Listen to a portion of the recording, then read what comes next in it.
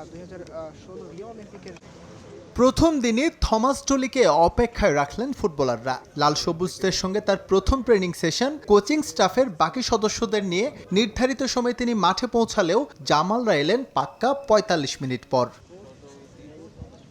Kings অ্যারেনার practice গ্রাউন্ডে পৌঁছে অবশ্য সময় নেননি ফুটবলাররা, দ্রুতই নেমে পড়েন নতুন কোচের তালিম নিতে। আংশিক দল হাতে পেলেও মাঠেই প্রথম টিম মিটিং সেরেছেন থমাস ডলি। ফুটবলারদের জানিয়ে দিয়েছেন ভবিষ্যৎ করণীয়।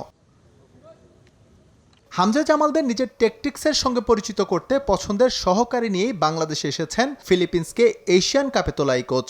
ডাগআউটে তার অ্যাসিস্ট্যান্ট হিসেবে থাকবেন ইতালিয়ান মার্কো বোনোফিলিও। ডুলির কোচিং স্টাফে বাকি দুই সদস্য হাসান আল মামুন আর নুরুজ্জামান নয়ন।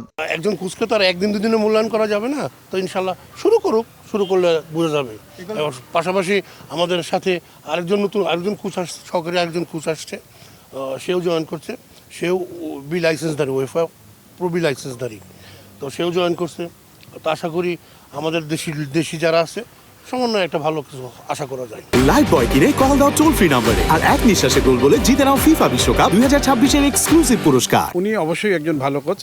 আমার মনে হয় একটু সময় দিয়ে আমরা একটা কিছু ভালো আশা করতে পারি তার কাছ থেকে। আশা করি ভালোই হবে, কারণ উনিও খুবই ভালো কোচ এবং আমাদের প্লেয়াররাও সব আগে থেকেই এই ধরনের ধারণা তাদের আছে। তো আমার মনে হয় কোনো খুব একটা সমস্যা হবে না।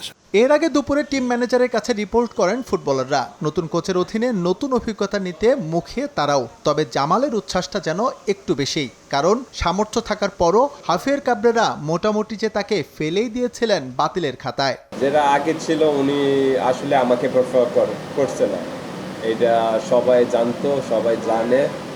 সো আশা করি নতুন coach, new energy, new start, সব কিছু নতুন। সো এখানে আমি আমার বেস্টে দিব। থমাস ডলির প্রথম অনুশীলন সেশনে অংশ নিয়েছিলেন 16 ফুটবলার। প্রবাসী ফাহমেদুল যোগ দিয়েছেন এরই মধ্যে। হামজা, সমিত, জায়ানদের সরাসরি যুক্ত হওয়ার কথা রয়েছে সান মেরিনোতে। এস এম ইকবাল, সময় সংবাদ, ঢাকা।